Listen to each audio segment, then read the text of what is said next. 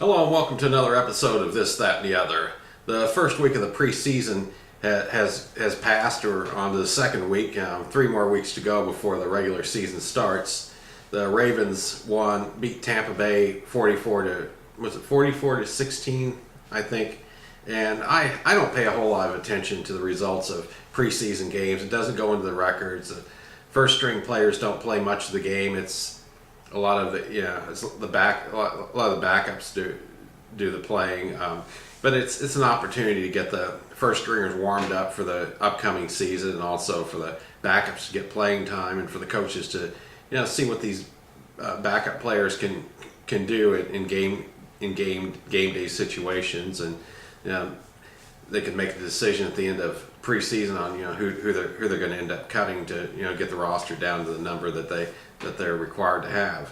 So I don't really get overly excited when my team wins a preseason game, or don't get too upset when they lose a preseason game. It's just preseason. I wait for the regular season. That's when the excitement starts. Like I said, this show I do a lot of various subjects, and some of these are obscure subjects, and this one's another obscure one.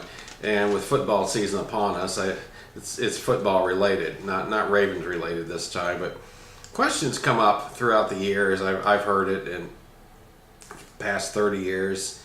Why the Dallas Cowboys wear the white jerseys at home all the time? And I did a little research just to see if I could get some insight on that.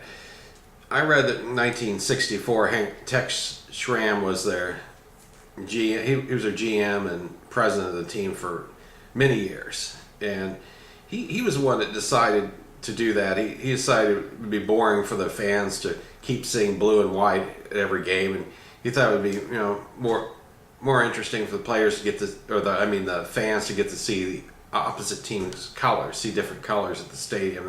That's basically what his claim to why they do it that way.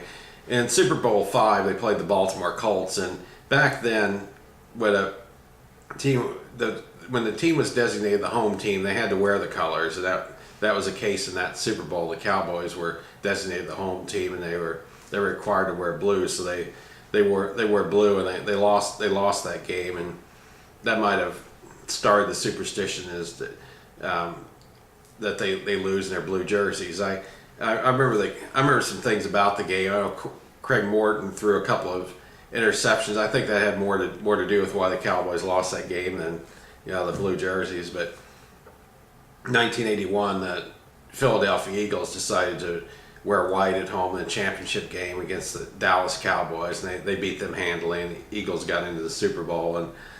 And during the 70s, Roger Staubach had claimed that the blue jerseys were bad luck, and that they lost every time they played in them. They would play in St. Louis every year. St. Louis Cardinals would wear white for that game, force the Cowboys to wear blue. And there's other opposite teams that will do that sometimes, figuring that they'll jinx the Cowboys.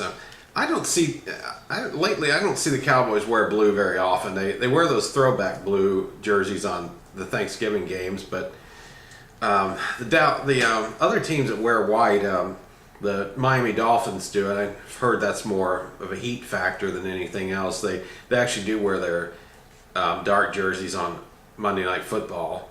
The Redskins have worn white at home for years. And the Cleveland Browns have done that too. They don't seem to be doing that now, but when I would go to the Redskin games, I actually enjoy seeing them wear white because I get to see the other team's colors. I saw the colors of Kansas City Chiefs, Minnesota Vikings, Oakland Raiders,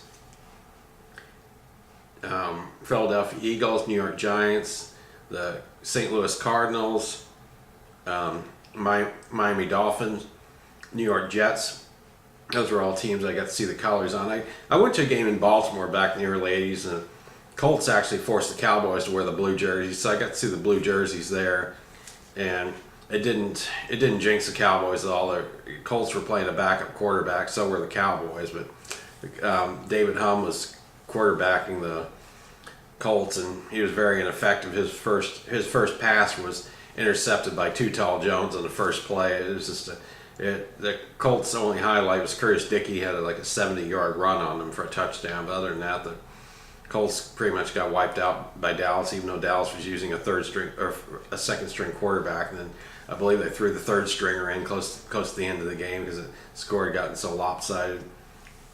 But that's another. I think another reason the Cowboys were wide at home is because of the heat, how hot that place is. I think that they feel the heat's going to put the away teams at a disadvantage as well. And I see early in the season a lot of times preseason, first month of the season, I've seen teams wear the white at home. I think Tampa Bay does that until like November because of the heat. And yeah, that makes sense. I mean, if it's gonna make your team more comfortable and it's gonna put the other team, the away team, in a disadvantage, I that's understandable. I can't argue with that one. I personally would like to see Cowboys wear the blue more. I've read some feedback too from the Cowboy fans. They said a lot of them said they wish that the Cowboys would break that tradition and start wearing blue at home. But I don't think they're going to do it. Another thing that they say the Cowboys fans say as well is good guys wear white. That's another reason I think that they do that. In college football, the only team there's only been two teams in college football I know of that wear white at home. LSU does it, and Georgia Tech.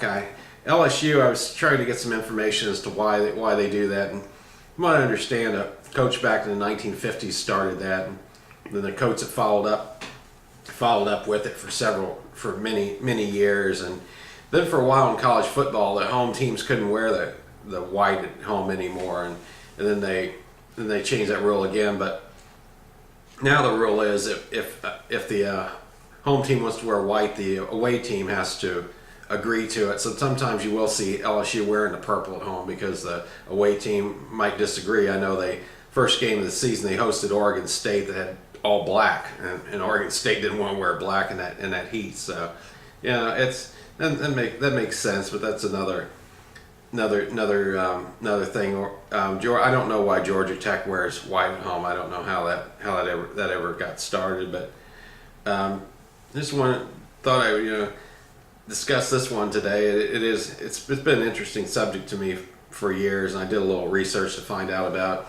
And also, like I said, I'm looking for people as guests to come on my show and discuss various subjects. Anybody interested, any Facebook friends or anything that live in the Northern Virginia area, let me know. All I have to do is meet you somewhere with my camcorder, and we can get this show together.